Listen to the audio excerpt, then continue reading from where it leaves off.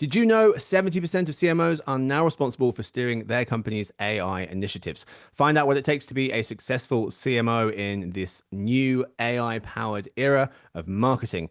Download their playbook, Driving Growth in the AI Era, exclusively from Zeta Global. Link in the show notes. Hey gang, it's February 10th. Powell. It's also Monday. That's what I usually tell people. But you know that because it's today, unless you're listening to it another time and then it's whatever day you're listening to it on. What a hideous introduction. Paola, Jenny, and listeners, welcome to Behind the Numbers, the Marketer video podcast made possible by Zeta Global. I'm Marcus, and today we'll be discussing little people, Gen Alpha, the littlest of generations, and what's going on with those folks. But today I'm joined for the conversation by two people. Let's meet them. We start with our analyst based in New York. It's Paola Flores Marquez. Hi, Marcus. Thank you for inviting me. Of course. Thank you for being here. We're also joined by our vice president of all the research, also living in New York. It's Jennifer Pearson. Hi. Thanks for having me. Jenny. Okay. Today's fact. Where did Braille come from? So Braille, the universally accepted system of writing used by and for people who are blind. It consists of a code of 63 characters, each made up of 1 to 6 raised dots arranged in a 6-position matrix or cell. And these Braille characters are embossed in lines on paper and read by passing your fingers lightly over the manuscript. According to Britannica, Louis Braille, who was blinded at the age of 3, invented the system in 1824 whilst he was a student at the National Institute for Blind Children in Paris. Remarkable. What a contribution. Just amazing. And 3 at such a young age. I don't know when he exactly invented it. Hope he wasn't 3. Marcus, I thought this was going to be a trivia question. I was so ready. I was ready to be sorry. Like, I think it's... Oh, should I have... Wait, should I have... You were going to guess who invented... Yeah, I thought it was a game. You did ask, I think. Sorry. I did ask, but I don't want to put you on the spot because then... Who knows? So everyone wants it to be... Susie was asking me today. She was like, bring the games back. I'm like, settle down, Susie. Okay? You get out of control when we make it a competition. And Paola as well, apparently. You work with a bunch of people who analyze data for a living. Like, this is exciting for us. Next time, a real question with a game. I promise. Sorry about that. Gave you the answer. Anyway, today's real topic, Gen Alpha. Gen Alpha is who we're discussing. What does that mean? Let's start with that. Jenny, who are Gen Alpha? Sure. They're they're children, ages 1 to 12. And this is our new eMarketer definition this year. So born in 2013 to 2024. And I'll give a sneak peek. Our forecasts are going to break out this generation starting in a couple months. You'll see it with some YouTube forecasts, some CTV forecasts, and eventually our social forecasts. Cool. So hot off the press. Very nice. So last year, Sarah Lebo, who hosts the Reimagine Retail show, she pointed out that Gen Alpha was the second digitally native generation after Gen Z. But I feel like Gen Alpha, they're hyper digitally native because Gen Z kids, a lot of them, especially the older ones, had older millennial siblings. These are now like entirely digitally native kid households per se. And also, Paola, the iPad kids is another name for them, correct? Yeah. They're the first generation to grow up with iPads as like a readily available piece of technology. And so it's kind of, they actually have higher rates of iPad usage than the general population because, it's something that the parents can monitor. They can access their favorite apps on it. You can put games on it. And like, it's mobile, which is really helpful to parents when they're on the move. Yeah. So the iPad kids, Gen Alpha, we know what ages they are, but how many of them are there, Jenny, as a kind of slice of the world, of the population? How big is this group? Yeah, about 14% of the population right now are ages 1 to 12. So a pretty sizable group. Sizable, I believe, is it Gen X and millennials, about 21%. And then the older ones are a little bit smaller than that. So it's sizable, but they're not quite yet kind of rivaling those other generations for size. Right. Yeah. Yeah. Go ahead, Oh, Pat. sorry. I was gonna say, like, yeah, they're gonna be pretty small, based on our parameters, just Yep. because, yeah, I mean, populations They're are, brand new. yeah, they're brand new, and that, well, based on our parameters, they're done being born. So, like, this is all the Gen Alphas we have. They're here on the planet right Oh, now. interesting. Okay. Oh, this Yeah. because you said 1 to was it 12? And I was going to say, oh, what if you're 6 months old? I didn't realize, but I didn't know if it was zero up. But you're saying that every kid born who basically anyone who's younger than one is Gen Beta. Hmm. That's what Ah, we're okay. going with. Okay. Interesting. Yeah. It's an interesting time. So boomers, for example, were nearly 20 years of a generation. Same for, well, X was about 15 Okay. years. And So why so the we are change? seeing, yeah, we had a couple conversations about this, and Pow, jump in anytime, but technology is advancing. And so a lot of the generational milestones are tied to technological advancements. And Mm, so this iPad generation, for example, we're also tying to the emergence of of generative AI. And so this 2024 end date, and this could change. We're going to monitor this, but we're assigning this 2024 end date as that's the big uptake of Gen AI, and that's what we've seen as technology speeding up, and that is informing a lot of this shorter generation size or smaller generation sizes. okay. Yeah, the pandemic also plays a role in this, right? Like, it's such a major world event that completely like marked their childhoods and like Hmm. is very impactful. So it's kind of a combination of like the technology and like what are the big cultural events that tie them together that will form like Interesting. a sort of collective memory for all of them. Yeah, yeah. Anyone born after won't know a world where they had to go home and weren't allowed to go to school for a few years. A very different upbringing, I'm sure. Um, Right. And also force them on devices, yeah, and that became cemented in their yeah. everyday. That's a great point. Fascinating. Okay, so that's the generation. They're very online. We said how many of them are using iPads or tablets, I should say. I think it's like 59% of them using tablets. So a lot of them using those devices. 75% of the whole group is online, though. Basically, everyone but babies. And sometimes when they're screaming, the babies. But what are they doing online? What are the most popular places, Power, that Gen and Alpha are spending their digital time? YouTube. Oh my God, it's YouTube. It's like, yeah, I cannot overstate how popular YouTube is with this generation. YouTube Kids, YouTube, the main app, both. I think it might be both, right? Okay. Like, I think when they're being monitored, it's YouTube Kids, but as they Yep. get older and they get more Yep. permission and more independence and they get smarter on like how to bypass a lot of those like safety features, Right. yeah, just general YouTube. And so, and like a lot of their parents are also cord cutters. So like, they're not growing up with as much of the linear or cable TV as like Yeah. previous generations as well. And then Yeah. we spoke about like the mobile aspect, right? That it's easy to take on the go. Hmm. Millennial And so parents, correct? millennial But parents by and large, I mean, predominantly. yep. Yeah, yeah, we'll talk about that a little bit in the gaming report. Oh, interesting. But yeah, that's gonna be fun. Everybody look out for that. But Cool. yeah, it's predominantly millennial parents who are just kind of passing on a lot of these digital habits that they grew up with. But like YouTube also offers a lot of content that's kind of I guess it offers like a sense of independence too for these kids who Mm, are often at the time exploring the boundaries of what they can do and can't do. yeah. And so they know how to navigate a YouTube like search browser. They know how to find the things that they love. Like they're very intuitive, they're smart, and like their brains are nice and fresh, so they can absorb a lot of information very quickly. Yeah. How does that go on, Jenny?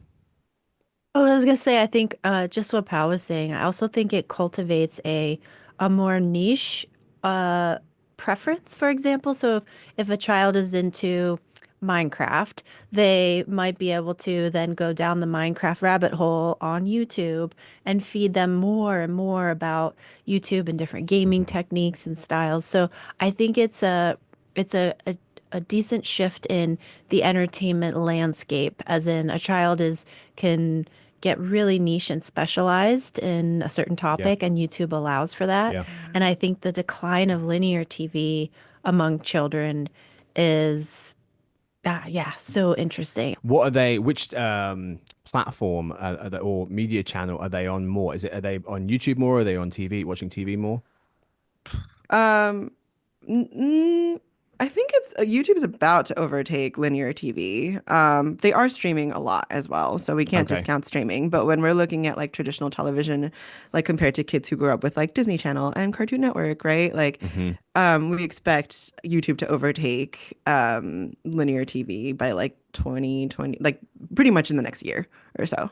Wow. Um, Okay. Quite the yeah, and milestone. so yeah, we're seeing a rise. Like we've already seen this with Gen Z, where they have a preference for user-generated content, but it's becoming even more concentrated with YouTube, as Jenny was saying. Like they're not just watching content that's like traditional or like just professionally produced or like meant for immediate consumption. They're watching content about the content, right? Like they're watching like really like sort of niche parodies and like Hmm.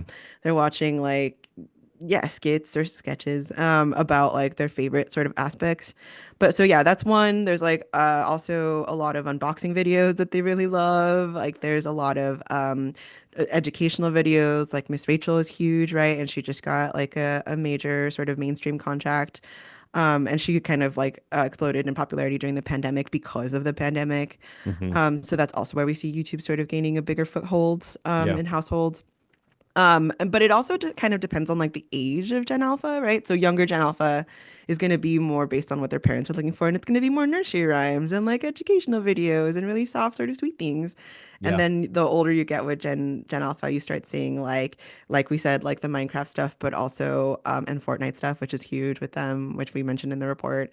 And Mr. Beast is massive, like huge, huge, huge. When it's Hmm. not, Mr. Beast is not like a channel that's specifically tailored to children. Like it doesn't market itself that way, but the Yeah. way in which he's like sort of understood the algorithm and how to market his videos has really struck a chord with children, and it's Okay. like the most popular personality on like YouTube at the moment, not just Yeah. with kids, but particularly with kids, even though it's not meant for them. That's quite a different type Yeah. of content, isn't it? Because I mean, Jenny, it used to be that people moved from watching sports and news and films or whatever on cable to watching sports and news and films on streaming. With kids, it seems like they're not just watching the kind of the Nickelodeon or the Cartoon Network that they're watching on traditional TV. The type of content they're watching is much more creator heavy. Yeah, definitely. And that is a big shift. And just as Pau noted, maybe the age dictates some of this. So in the younger years, we'll see even on YouTube watching established programming, like trying to get free clips of Bluey or Peppa Pig or and so some of the viewing habits are rooted in the traditional narrative, but then kind of moving to where they're spending all of their time, which is YouTube. So, and then as they age up, then yes, what you just said, Marcus, just getting into these more niche creator driven produced Yeah. content. Yeah, yeah, I think it's really important to know that it's not like they're out of the loop on like what the mainstream cartoons are. Like they do know them. They're just their entry point to them is different. And Interesting. so there's a really great article by Kayla Cobb that talked about there's a really great quote in there that was like it isn't linear versus streaming versus YouTube versus social. It's linear plus streaming plus social plus gaming plus YouTube. So a Hmm. lot of these like mainstream traditional TV organizations are starting to lean on platforms that they used to see as rivals for attention and Hmm. instead sort of folding them into their strategy on how do we like promote these episodes because they're not, I mean, you can't access the full episode on YouTube, but you can get little clips and Yeah. compilations. Yep. And those are incredibly popular because kids love repetition, right? And they Hmm. love like they're moving really their attention span is moving really quickly, so it's perfect for them. Yeah. So as you mentioned, YouTube likely to, according to our estimates, overtake TV viewership next year for Gen Alpha. That's total people time spent as well. I was looking at that. That also kind of starting to see that tipping point. You see time spent watching TV versus I don't know, even just in the past 5 years, kids' TV time gone from about 2 hours to closer to one, and then you see the reversal of that trend happening in terms of YouTube time going up. What's interesting as well, though, is YouTube. It is a trend that's happening that's influencing Gen Alpha, but it's also, I mean, YouTube is been consuming more and more of every generation's time. YouTube responsible now for 10% of everyone's all ages people's TV time, according to Nielsen. Netflix, for context, is 8%. So it is something that's hitting all generations, no more so than Gen Alpha, it seems. You also mentioned in your research on this latest research, Pal, that you just published, gaming, also a big deal. Tell us a bit more about that. Yeah, we use Roblox as the main example in that section, because it is incredibly popular with Gen Alpha, but it's not just Roblox. There are so many other games like Subway Surfers and Minecraft is still popular. But yeah, Roblox is really interesting because it's not just one single like one world game the way that you would think of like games in the 90s, right? Where it's like Zelda is like one journey that you finish. Hmm. It is like a platform where people can create their own mini games inside of this universe, and like there are all these different doors where kids can go in and like based on their preferences. And so it is really versatile in that way.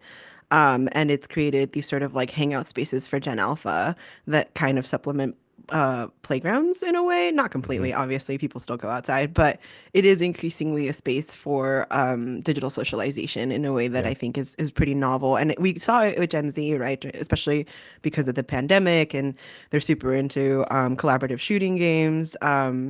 That you can mod and stuff like that. And but I think it is going to be a hallmark for Gen Alpha as they get older. Yeah. You made an excellent point, which was their comfortability with this platform, indicating potentially future interest in more immersive technologies. Yeah, I think that the earlier they start using it and the more they can visualize it, the better they're going to feel like exploring it in new avenues. Yeah. AR, And VR. Yeah. yeah, we didn't have a lot of room to include that in the report because there is a word count limit, but we're already seeing like a greater degree of AR and VR usage by Gen Z, and it's just growing with each generation. So I think we can Hmm. expect that from Gen Alpha as well. Hmm. Hmm.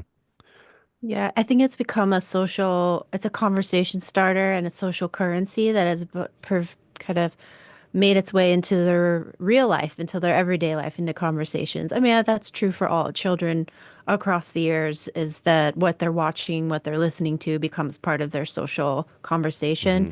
But for this generation, it is that gaming space, the YouTube realm. Yeah. Hmm. And a lot of them, about half of kids under 12 digital gamers, but particularly as you said, Roblox, which has exploded in popularity. It may seem like every kid's always been playing Roblox, but we're at the start of the pandemic, about a third, now about two-thirds. So it has gone up quite significantly. Okay, so we've got YouTube, we've got digital gaming, but Pal, you write that Gen Alpha's world, even though it centers around YouTube, you say that's the case for now. What's coming? We do see TikTok sort of waiting in the wings, like a lot of Gen Alpha, or I guess I Mm, shouldn't say a lot of Gen Alpha because I don't think that, not that I don't think, our forecast doesn't indicate that the entire generation is on social media, at least not at the rate that others are. They're still children and they're being monitored and they're likely using these platforms through their parents. And additionally, there are age restrictions that not everyone abides by, but for the most part are still they do present like a bit of a roadblock. hmm. Right, But because it's among, supposed to be you're supposed to be 13 years old. So it correct. legally, in theory, no one in Gen Alpha should be on these platforms, but Right. they are. Yeah, yeah. I mean, their parents hand them their phone, or like, Hmm. they find ways. The people lie. Like, Yeah. everyone who's a millennial definitely was like, "Are you over 18?" And we're like, "Yeah, of course we Sure. are." Yeah. We see TikTok waiting in the wings because as like sort of the next sort of realm that they're going to start exploring once they do get their phones, and as we were talking Hmm. about earlier, like they start getting their phones between the ages of 10 and 14. Hmm. So they start getting their own accounts, they start exploring more. Um, but if TikTok isn't the one, right? Like if something happens to TikTok in the next couple of years, YouTube Shorts is actually sort of like pretty popular amongst Gen Alpha, which I Mm. think makes sense because much like Gen Z was looking for their own social space to sort of carve out for themselves away from millennials' Instagram and like Facebook, Gen Alpha is also seeking that sort of space. So Shorts could be a candidate for that. And they're also just spending so much time on YouTube already that they feel incredibly comfortable with the platform. Yeah. So why leave if everything that you are seeking is already there? Hmm. Hmm. Yeah. Looking ahead, I'll be curious to see where the next platform, for example, Mr. Beast signed something with Amazon Prime, Prime Video. Oh, interesting. Will the audience go Mm. there? They watch him on YouTube. Will they move over to Prime Video to see this creator that they're really into? Yeah. And that would be Yeah. an exclusive? Or are you saying if he starts putting I content think out on there? he has like the Mr. Beast's games. Okay. I don't know if that's the exact title for it, but Okay. yeah, they're like a competition game, which are very much in the vein of a lot of his videos. Yeah. Yeah. That's a fascinating question though, Jenny. Yeah. If the creator moves, how tied are the generation to the platform versus Yeah, the creator? but it's hard because I mean this might be like a tangent, but it's been really hard for Twitch streamers to move out of Twitch. It's been much easier for Mm, YouTubers to like switch to a platform where their people follow them. So yeah, it definitely is like does it have stickiness to it? uh-huh. Um, So let's talk a bit about the advertising side of this to close out the episode. So last summer, Peter Adams of Marketing Dive wrote that Gen Alpha's technology sophistication will challenge brand strategies as the rising generation puts less stock in celebrity endorsements and quality advertising and preferring content creators, as we've been talking about, and enablers of creativity. Numerator saying parents with kids 11 to 14 say influencers are one of the two top ways they learn about new products. The first is from their friends. He was explaining that Gen Alpha does not put much stock in athletes or celebrities and has a particularly low opinion of what they call people on TV. Air quotes, a group that stood among the top three least trustworthy, assessed by the age set, according to a survey from Razorfish and GWI. Instead, Gen Alpha values content creators and is engaged in edutainment content. However, he says just because they are furiously digitally native, folks shouldn't forget that the number two most popular way Gen Z discovers new brands is through in-person interactions in places like stores and malls whilst they're there with their parents, which I think is an important takeaway. So that's one takeaway for marketers.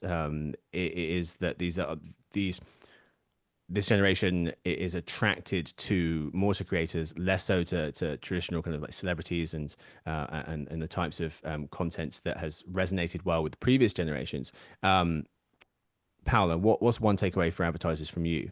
I think one of the biggest ones is that don't assume that Gen Alpha is a carbon copy of Gen Z. Like, Oh, don't assume yeah, that, yeah.